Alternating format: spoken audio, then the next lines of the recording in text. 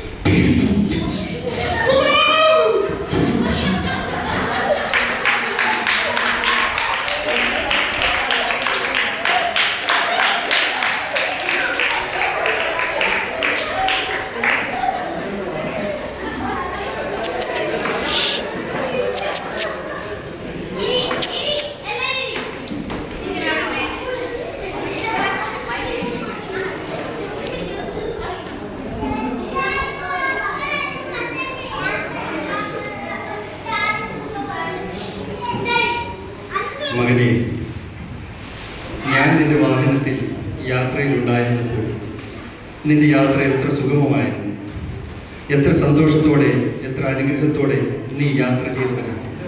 പക്ഷേ യാത്ര തുടർന്ന് വന്നപ്പോൾ, ഈ ലോകത്തിലെ പലതും കണ്ടപ്പോൾ, നീ നിന്റെ ജീവിതത്തിൽ നിന്നും എന്നെ പുറത്തേക്ക് മാറ്റി.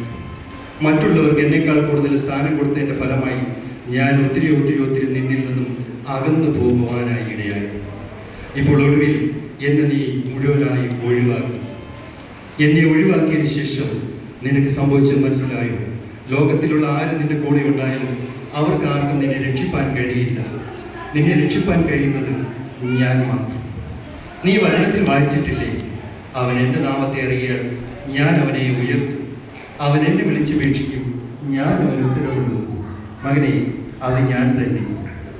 യേശുവാകുന്ന എന്നെ നീ വീണ്ടും ജീവിതത്തിലേക്ക് ക്ഷണിച്ചു കഴിഞ്ഞാൽ ആപത്തും അപകടവും കൂടാതെ നിനക്ക് രക്ഷപ്പെട്ട് മുന്നോട്ട് പോകാനാകും.